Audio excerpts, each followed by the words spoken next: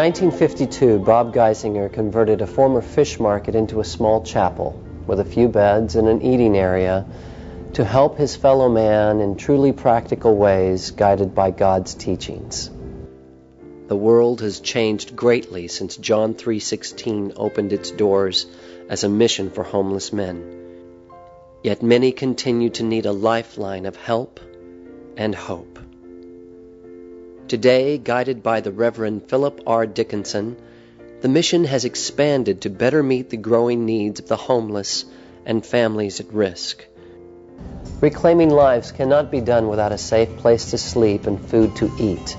And because people care, the annual budget has grown in excess of $1.5 million.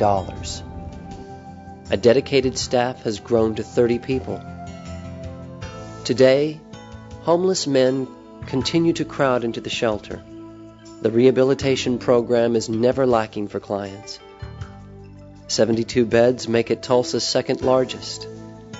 39 of those beds are overnight accommodations. 33 are reserved for students in a long-term rehabilitation program.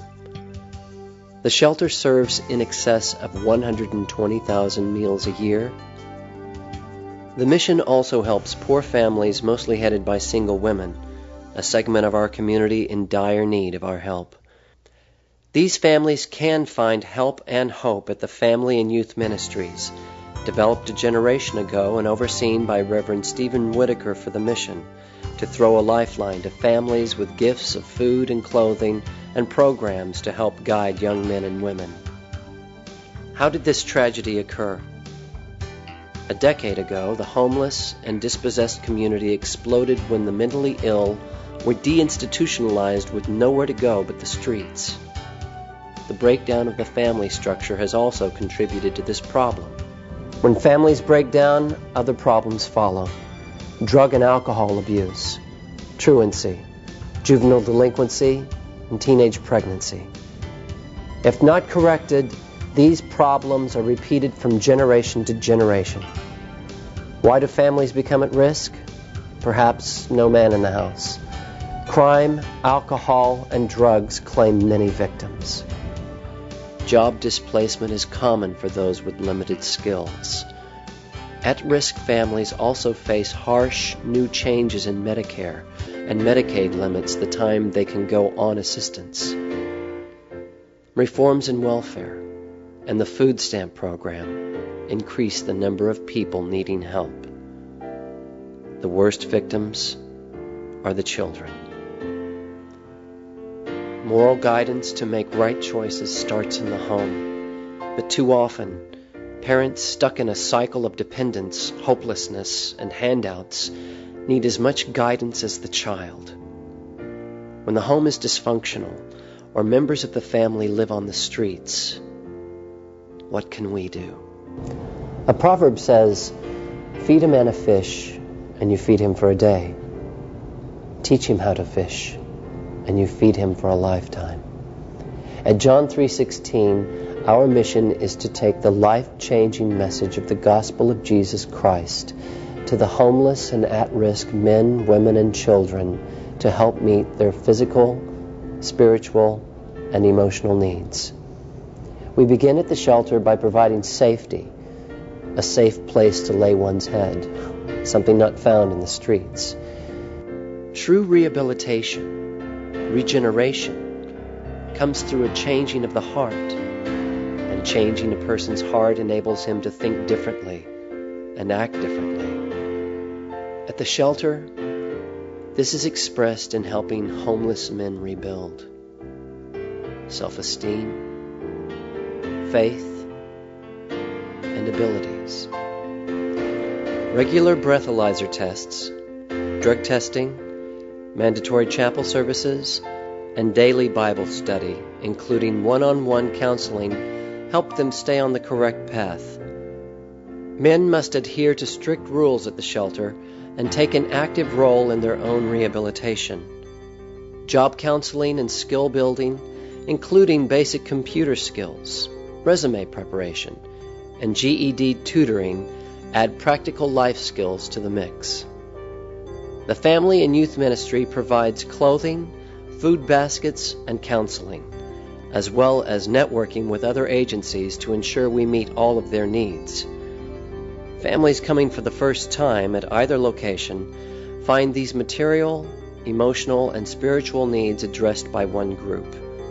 But the gifts that individuals and families receive are greater than clothing and food, greater than the activities for children and teens that help guide them on the correct path, greater even than the career counseling and ministry they need as they transition out of dependence. It's the fact that they receive a hand up, not a handout, which makes the difference. Youth outreach programs focus on keeping at-risk children involved in wholesome activities, dance, voice lessons, including a youth choir, karate, Wednesday night Bible study, and special gatherings on Friday evenings once a month called Streetlight Gang and City Kids.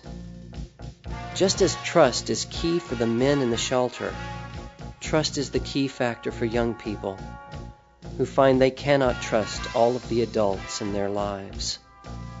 When trust is established, success in the mission can follow. It doesn't occur easily. You do it by building relationships, one at a time. Young people need a place to belong, to feel loved, to build self-esteem. This happens in our martial arts program.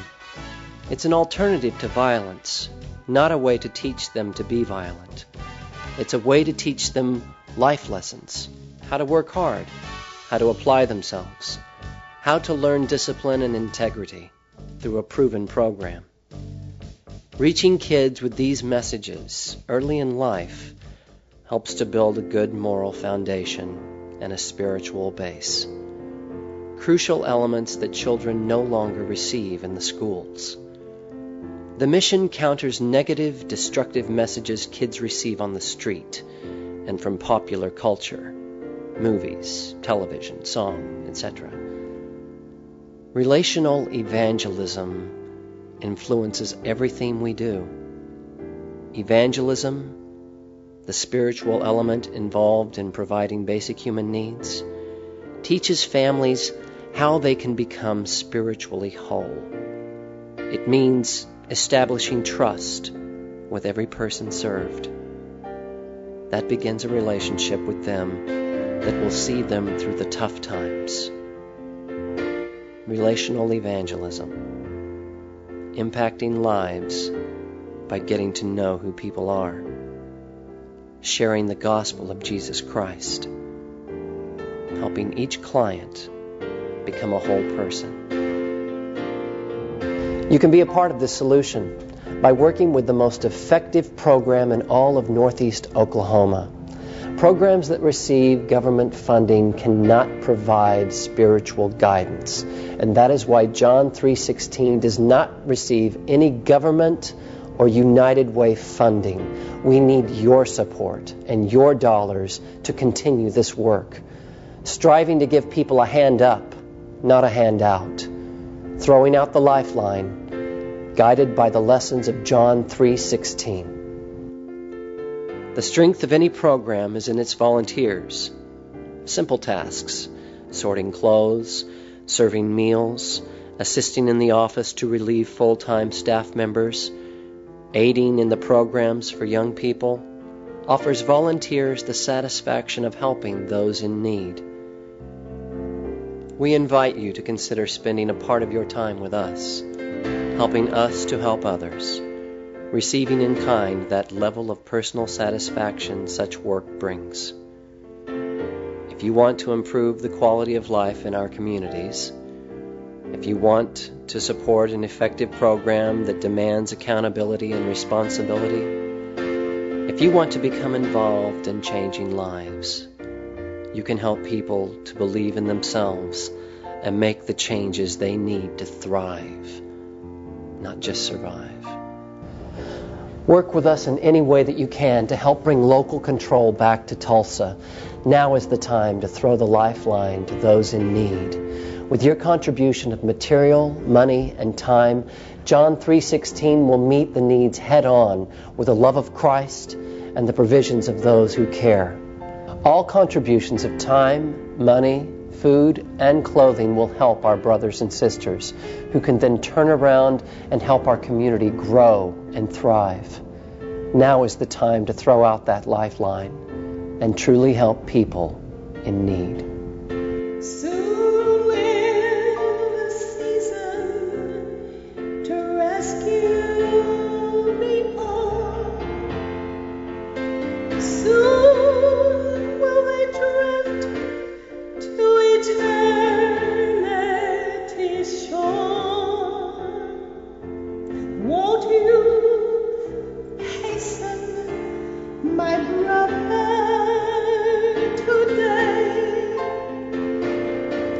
No time to linger, no time for delay. Throw the lifeline, throw out our blood. Someone is drifting away. Throw out the lifeline, throw out the lifeline. Someone is sinking today.